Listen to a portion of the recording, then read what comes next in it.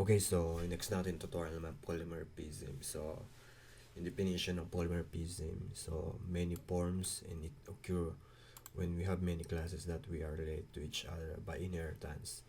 So, yung polymorphism, marami siyang forms. So, ibig sabihin, pag in-inheritance natin, ginamit natin yung object na yun.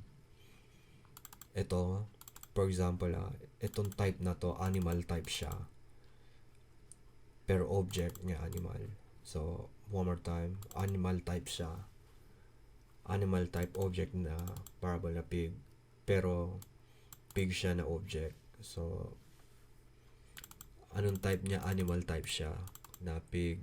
Hindi, yung object niya, pig yung ano niya. Inequal siya sa pig. So, anong type niya? Animal. Hindi, anong object niya? Dog. So, ayun yung polymorphism. So, yung normal na lang, di ba? Yung type dog is equal to my dog is equal to yung my dog. So, ayun yung so na instance. Gagawa tayong instance ng object na yon.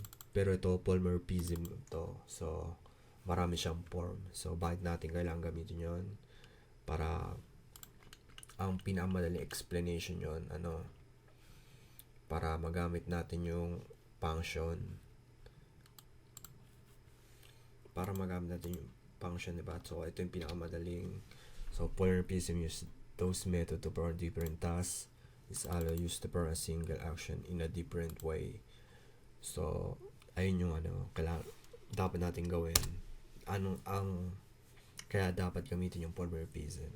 So, okay, doon na tayo sa example muna. So, okay, ito yung base class natin. So, animal. So, may animal tayong class na may function tayo na sounds.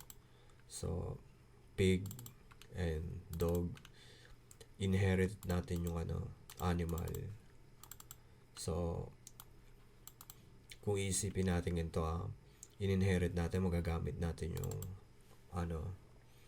function ng animal sound. So, ayun yung lalabas, yung output nito. So, tama to. So, ayun. So, may error tayo kung makikita natin. So, program pig, hide inherited members. So, okay, so, sa next natin tutorial, natin, i-override natin. Gagawin natin yung override pati virtual. So, para diba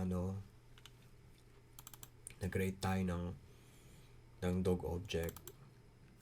Pero yung type niya animal. So, kapag ginamit natin yung virtual pati override, ma-override natin tong animal sounds. May animal sounds tayo, diba? Yung animal sounds, para magamit natin yung function na to sa natin, sa class natin. So, ayun yung polymorphism. So, magagamit natin yung dapat pag tineclare natin yung pares na pangalan. So, magagamit natin yung natin, yung object na function natin na sound. So, okay, so nakukonfuse na kayo. So, doon na tayo sa next natin tutorial. So, doon natin gagamitin yung virtual pati override para magamit natin yung tamang function. So, hindi pa natin nagagamit yung, for example, yung pig, hindi natin magamit yung function niya. Ginagamit natin yung animal class na function. So, gagamitin natin override. So, para magamit natin sariling natin function. So, yun, doon na tayo sa next natin tutorial.